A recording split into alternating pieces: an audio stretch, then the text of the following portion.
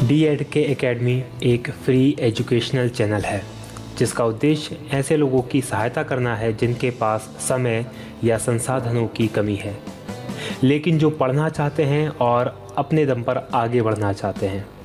हम ऐसे छात्रों को एक ऐसा मंच प्रदान करना चाहते हैं जहां सभी लोग अपनी पढ़ाई पूरी कर सकें, सशक्त बनें और जीवन में आगे बढ़कर समाज को और बेहतर बना सकें।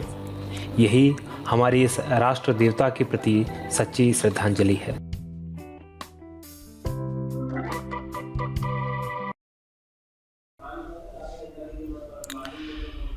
साथियों नमस्कार, बहुत स्वागत है आपका DNK एकेडमी में। मैं हूं भगवत दांगी, फाउंडर DNK एकेडमी।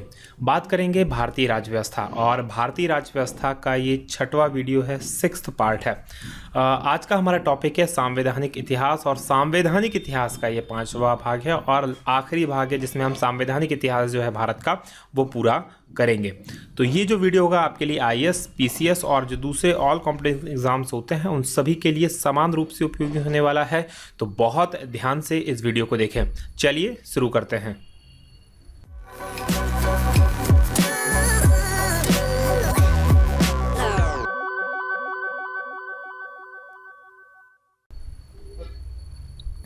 बात करेंगे सबसे पहले, क्योंकि इससे पहले वाले वीडियोस में हम बात कर चुके हैं भारत की कैबिनेट मिशन तक की, कि जो किस तरह से कैबिनेट मिशन भारत में आया और उसने फिर क्या व्यवस्थाएं की और वो एक्सेप्ट हुई और आगे चीज़ें बढ़ी।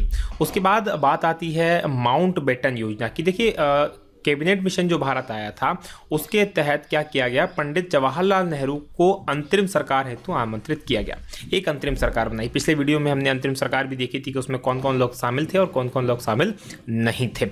अब ये जो अंतरिम सरकार बनी, अंतरिम सरकार का मतलब क्या होता है पहले देख लें। इंटरिम जिसे कहते हैं इंग्लिश में, इंटरिम गवर्नमेंट। इंटरिम गवर्नमेंट जो होती है उसका अर्थ ये होता है कि जब तक एक इलेक्टेड बॉडी चुनकर नहीं आ जाती तब तक आप लोग एज अ गवर्नमेंट काम कर सकते हैं, आपके सारे मामले वैलिड होंगे, लेकिन आप इलेक्टेड नहीं हैं। ठीक है, तो ये अंतरिम है, मतलब जब तक कोई व्यवस्था नहीं हो जाती परमानेंट तब तक ये लिए वैकल्पिक व्यवस्था है। तो ये अंतरिम सरकार बनाई गई, लेकिन ये सरकार बनाई गई इसके विरोध में जो मुस्लिम लीग थी, क्योंकि मुस्लिम लीग को क्या चाहिए था, मुस्लिम लीग को चाहिए था पाकिस्तान। अब उसने क्या किया, 16 अगस्त 1946 को प्रत्यक्ष कार्यवाही दिवस के रूप में मनाया कि साहब हम तो सीधी कार्यवाही करेंगे। ठीक है, तो उससे क्या हुआ कि पूरे देश में क्या हुआ, भीषण दंगे भड़क उठे, राइट्स होने लगे, कम्युनल राइट्स हो गए पूरे देश के अंदर, और खासकर बंगाल वाला एरिया और जो पंजाब वाला एरिया है वो इससे ज़्यादा प्रभावित हुआ। भीषण दंगे जब हुए उसके बाद में अंतरिम जो सरकार थी उसमें गतिरोध उत्पन्न इन्होंने किया। शामिल हो गई ये सरकार में मुस्लिम लीग, जैसे पहले तो इन्हें मना कर दिया, बोले हमें साहब शामिल नहीं होना, लेकिन बाद में मुस्लिम लीग शामिल हो गई और सरकार में शामिल होने के बाद इन्होंने सरकार के कामों में टांग अड़ाना प्रारंभ कर दिया। फिर संविधान, अभी सिर्फ ये सरकार में शामिल हुए हैं, संविधान सभा में शामिल नहीं हुए हैं। क्या किया, फिर संविधान सभा की जो पहली बैठक थी उसमें अनुपस्थित रहे, मतलब मुस्लिम लीग का कोई भी सदस्य जो संविधान सभा की पहली बैठक हुई थी उसमें उपस्थित नहीं हुआ, और इससे उन्होंने ये स्पष्ट कर दिया कि भारतीय एकता को बनाए रखना अब संभव नहीं है। अतः तत्कालीन परिस्थितियों, यानी उस समय की जो परिस्थितियां थी, सर्कमस्टेंसेस थे, उसमें देखते हुए जो ब्रिटेन के प्रधानमंत्री थे एटली ने, उन्होंने 20 फरवरी 1947 को एक घोषणा की। उन्होंने कहा कि देखिए साहब, भारतीय उस तरह से क्या हो रहा था कि लड़ झगड़ रहे थे, मतलब कांग्रेस और मुस्लिम लीग की जो रस्साकसी थी उसको देखते हुए ब्रिटिश प्रधानमंत्री एटली ने कहा कि साहब 30 जून 1948 से पूर्व हम भारतीयों को सत्ता सौंप देंगे, मतलब आप अपने आपस के झगड़े निपटा लो, हम 30 जून 1948 से पहले भारत को छोड़ देंगे, भारत को आज़ाद कर देंगे, अब आप देख लो कि आपको किस तरह से इस चीज़ों को लेना है। अब एक और नया संकट स्टार्ट आ गया। अब क्या हुआ कि सत्ता के निर्बाध हस्तांतरण, यानी कि जो पावर का ट्रांसमिशन था, मतलब एक जगह से दूसरी जगह सत्ता को जाना, जो कि अंग्रेजों के हाथ से भारतीयों के हाथ में सत्ता को पहुंचाना, उसकी व्यवस्था करने के लिए क्या किया, बेवेल, क्योंकि अभी तक लॉर्ड बेवेल भारत के वायसराय थे, उनके स्थान पर लॉर्ड माउंटबेटन को भारत का वायसराय बनाकर भेजा गया और उन्होंने प्रस्तुत की थी माउंटबेटन योजना लॉर्ड माउंटबेटन के द्वारा। अब आगे क्या हुआ देखेंगे। देखिए इसमें क्या किया गया, 3 जून 1947 को माउंटबेटन ने अपनी योजना प्रस्तुत की, जिसे माउंटबेटन योजना के नाम से या 3 जून योजना के नाम से जाना जाता है। बहुत इंपॉर्टेंट है, दोनों नाम से परीक्षाओं में पूछी गई है, 3 जून योजना या माउंटबेटन योजना।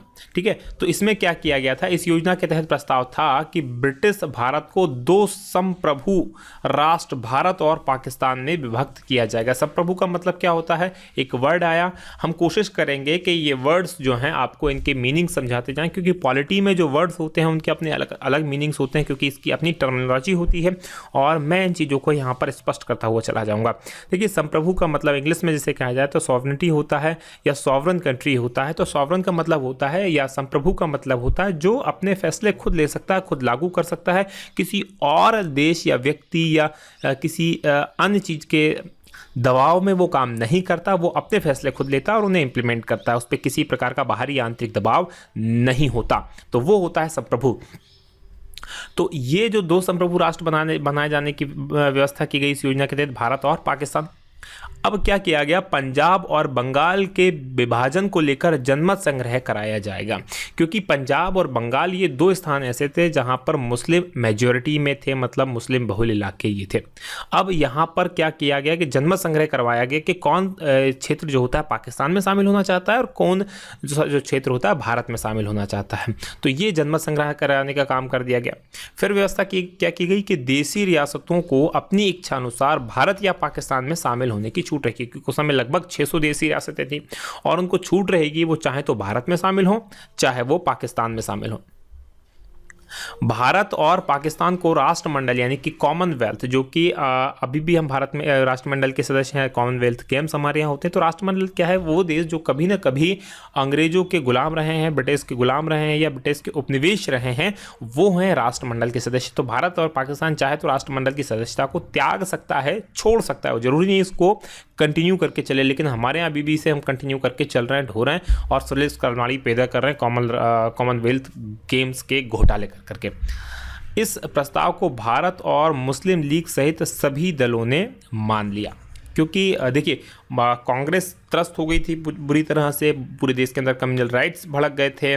और लेकिन कहाँ पर इसके अलावा बहुत सारे मेरे भाई हैं इस देश के अंदर जो महात्मा गांधी को पाकिस्तान के निर्माण के लिए जिम्मेदार ठहराना चाहते हैं। तो मैं उन लोगों से निवेदन करना चाहूँगा, कृपया वो थोड़ा सा हिस्ट्री पढ़ लें। वो लोग अधिकतर उनमें से जो होते हैं राजनैतिक रूप से प्रेरित होते हैं या उनको जानकारी नहीं होती। मैं ज़्यादातर मानता हूँ वो राजनीतिक रूप से प्रेरित होते हैं, जो महात्मा गांधी के ऊपर इस तरह के आक्षेप करते हैं। उनको इतिहास का बिल्कुल भी ज्ञान नहीं होता, वो नहीं जानते कि पाकिस्तान कैसे बना था। इवन महात्मा गांधी के पास तो कोई संवैधानिक या भारत का पद ही नहीं था, वो तो एक जननेता थे, उनके पास कोई पद नहीं था, ना वो सरकार में शामिल थे। तो वो कैसे किसी भी एक नई कंट्री को बनाने का वो कर सकते हैं? तो ये तो बिल्कुल गलत है। ये कांग्रेस का फैसला था, पूरे देश का फैसला था, क्योंकि उस समय की जो परिस्थितियां थी वो इस तरह की बन गई थी। पूरे देश में कम्युनल राइट्स भड़क गए थे, दंगे हो रहे थे, सब कुछ मतलब एक तरह से वो आमादा हो गए थे किसी भी कंडीशन में पाकिस्तान बनाने के लिए। तो ये कंडीशन ऐसी बन गई थी, उसके कारण पाकिस्तान बना, ना कि महात्मा गांधी की मर्जी के कारण पाकिस्तान बना, जैसा कि हमारे देश में बहुत सारे लोग सोचते हैं। ऐसा बिल्कुल भी नहीं है। तो मुस्लिम लीग का पाकिस्तान का सपना पूरा हो गया, तो उन्हें भी मान लिया, बोले साहब बड़ा अच्छा पाकिस्तान बन रहा, क्या दिक्कत है। तो अब क्या हुआ, इस तरह से पाकिस्तान का ये जो माउंटबेटन योजना थी इसको मान ली गई। ब्रिटिश संसद ने इस योजना को मूर्त रूप देने के लिए भारत स्वतंत्रता अधिनियम 1947 पारित किया और इसके तहत मिली भारत को स्वतंत्रता, क्योंकि जो ब्रिटिश होते थे, अंग्रेज होते थे, वो हर चीज़ को एक संविधान, एक कानून का रूप देते थे, उसी के बाद वो सारी चीज़ें होती थी। ब्रिटिश संसद, क्योंकि भारत जो था ब्रिटिश संसद के अधीन था और उसके फैसलों को मानता था, इसलिए उन्होंने इसको लेके गए, योजना बनाई और उसको भारत स्वतंत्रता अधिनियम 1947 पारित किया। अब क्या था भारत स्वतंत्रता अधिनियम 1947, इसको देखते हैं। देखिए भारत स्वतंत्रता अधिनियम 1947 में क्या किया गया, माउंटबेटन योजना के अनुसार अधिनियम जो था 4 जुलाई 1947 को ब्रिटिश संसद में प्रस्तुत किया गया।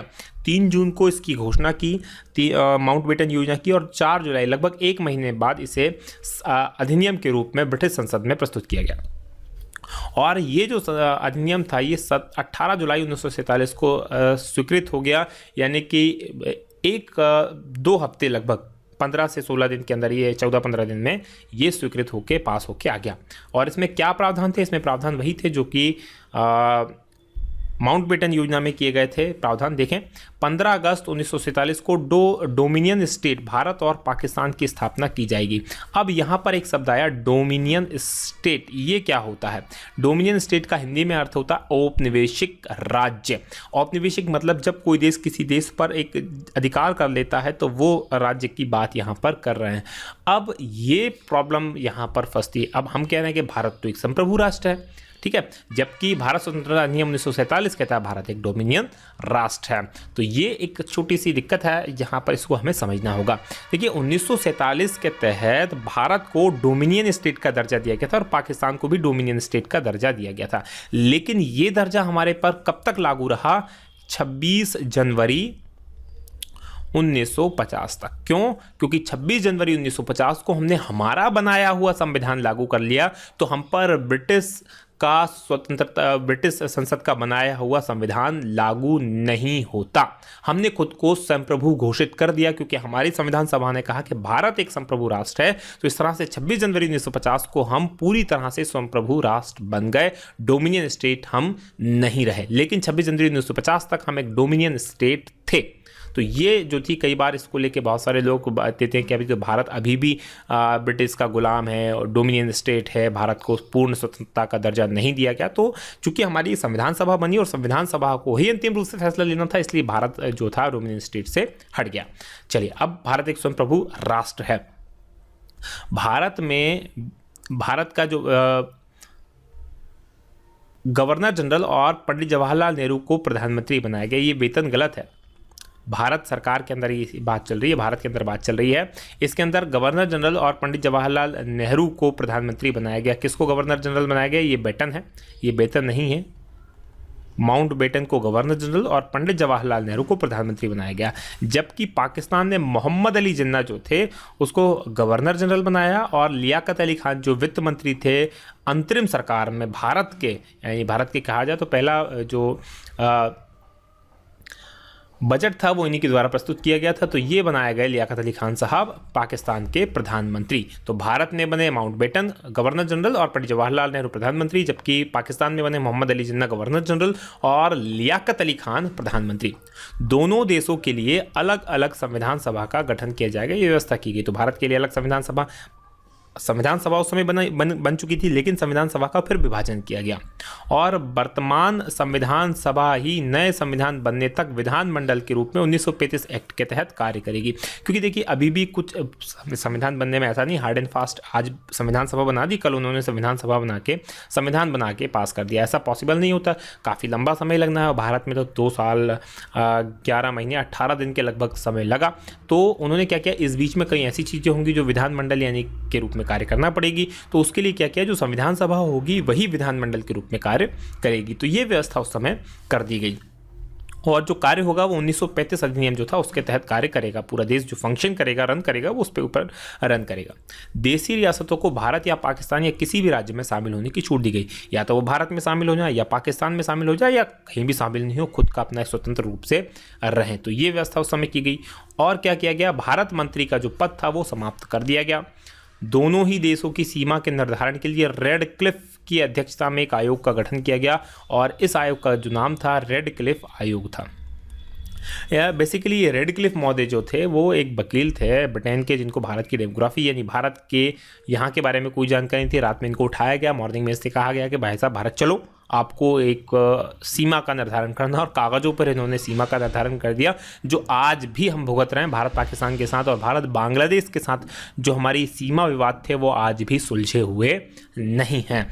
तो ये एक इम्पॉर्टेंट फैक्ट है, क्योंकि इनको बेसिकली ज़मीनी स्तर का कोई ज्ञान नहीं था। ये तो एक वकील थे, वहाँ इंग्लैंड के थे, ये यहाँ आए, उन्होंने कागज़ के ऊपर रेखा कीजिए, क्योंकि बहुत सब कुछ जल्दी में हुआ। 18 जुलाई को पास होता है फैसला के साथ भारत को स्वतंत्र करना है और 15 अगस्त को भारत को स्वतंत्र कर दिया जाता है। तो कितना कम समय है बीच में, इस बीच में सारी चीज़ें करनी है। तो ये जल्दी पल्दी में सब कुछ कर कुरा के और ये हमारे ऊपर थोप दिया गया। फिर क्या किया गया कि पूर्वी बंगाल जो था, बंगाल का पूर्वी हिस्सा, पंजाब का पश्चिमी हिस्सा, सिंध, पश्चिमोत्तर सीमा प्रांत, सिलहट जिला, ये जो थे पाकिस्तान में शामिल हो गए। शेष भाग को भारत में शामिल कर दिया गया। फिर से देख लें, पूर्वी बंगाल जिसे आज हम बांग्लादेश के नाम से जानते हैं, वो पंजाब, ये पंजाब का भी आधा भाग, पूरा पंजाब नहीं, पंजाब का आधा भाग शामिल हो गया। जो पश्चिमी पंजाब था वो सिंध, पश्चिमोत्तर सीमा प्रांत पूरा और असम का सिलहट जिला, यहाँ पर असम लिखना है, असम का सिलहट जिला जो था पाकिस्तान में शामिल हो गया, शेष भाग को भारत में शामिल होना था। इस प्रकार भारतीय स्वतंत्रता अधिनियम जो था 1947 के अनुसार 15 और 14 अगस्त 1947 को पाकिस्तान और भारत नामक दो जो थे नए राष्ट्र बन गए, दो नए देश का निर्माण हो गया। तो इस प्रकार भारत स्वतंत्रता अधिनियम 1947 जो है लागू किया गया। अब स्वतंत्रता के पश्चात जो अंतरिम मंत्रिमंडल था उसमें क्योंकि कुछ फेरबदल हुए, जो लॉर्ड माउंटबेटन थे वो भारत के गवर्नर जनरल नहीं रहे, भारत के नए गवर्नर जनरल बनाए गए, तो फिर उसमें कुछ फेरबदल हुआ। तो उसमें क्या फेरबदल हुआ, तो और जो मुस्लिम लीग थी वो फिर इसमें शामिल नहीं हुई, क्योंकि भारत मुस्लिम लीग के लिए अलग संविधान सभा और अलग देश पूरे तरह से बन गया, तो इसमें कुछ फेरबदल हुए। चक्रवर्ती राजगोपालाचारी जो थे वो अध्यक्ष बनाए गए अंतरिम मंत्रिमंडल के और बनाए गए गवर्नर जनरल बनाए गए चक्रवर्ती राजगोपालाचारी, और ये पहले भारतीय गवर्नर जनरल थे और अंतिम गवर्नर जनरल भी थे। पंडित जवाहरलाल नेहरू को उपाध्यक्ष बनाया गया। प्रधानमंत्री, विदेशी, कॉमनवेल्थ संबंध और वैज्ञानिक शोध, इस मामले के जो विभाग थे वो पंडित जवाहरलाल नेहरू के पास थे। सरदार वल्लभ भाई पटेल के पास थे। गृह विभाग, सूचना एवं प्रसारण मंत्री थे। और डॉक्टर भीमराव अंबेडकर को विधि यानी कि कानून मंत्री बनाया गया। सरदार बलदेव सिंह को रक्षा मंत्री बनाया गया। डॉक्टर राजेंद्र प्रसाद को खाद्य एवं कृषि मंत्री बनाया गया। मौलाना अबुल कलाम आज़ाद को शिक्षा मंत्री बनाया गया। डॉक्टर जान मथाई को रेलवे एवं परिवहन मंत्री बनाया गया। बाबू जगजीवन राम को श्रम मंत्री बनाया गया। CH भाभा को वाणिज्य मंत्री बनाया गया। रफ़ी अहमद किदवई को संचार मंत्री बनाया गया। राजकुमारी अमृता कौर को स्वास्थ्य मंत्री बनाया गया। RK शनमुख चेट्टी को वित्त मंत्री बनाया गया और श्यामा प्रसाद मुखर्जी को उद्योग एवं आपूर्ति मंत्री बनाया गया। साथ में NV गाडगिल साहब जो थे उन्हें कार्य, खनन और ऊर्जा मंत्री बनाया गया। इस तरह से जो भारत का अंतरिम मंत्रिमंडल था वो बना। और इसने कब तक काम किया, जब तक आम चुनाव नहीं हो गए। पहले आम चुनाव 1951-1952 में हुए, उसके बाद कांग्रेस की सरकार भारत के अंदर बनी और पहले जो प्रधानमंत्री बने वो पंडित जवाहरलाल नेहरू इलेक्टेड प्रधानमंत्री भारत के बन गए। तो ये था हमारा भारतीय राज्य व्यवस्था का संवैधानिक इतिहास। आशा है आप लोगों को ये पसंद आया होगा। यदि आपको ये पसंद आया तो इसे आप लाइक करें, शेयर करें और कमेंट करना बिल्कुल ना भूलें कि आपको ये कैसा लग रहा है। मैं डाल रहा हूँ आपके लिए यहाँ पर और वीडियोस, तब तक आप हमारी ये वीडियोस देखें। हम बनाते हैं आपके लिए इसी तरह के और उपयोगी वीडियोस। आप देख रहे थे D&K academy number 1 GK channel. आज की बात हमारी यहीं समाप्त करेंगे। बहुत बहुत धन्यवाद। जय हिंद, जय भारत।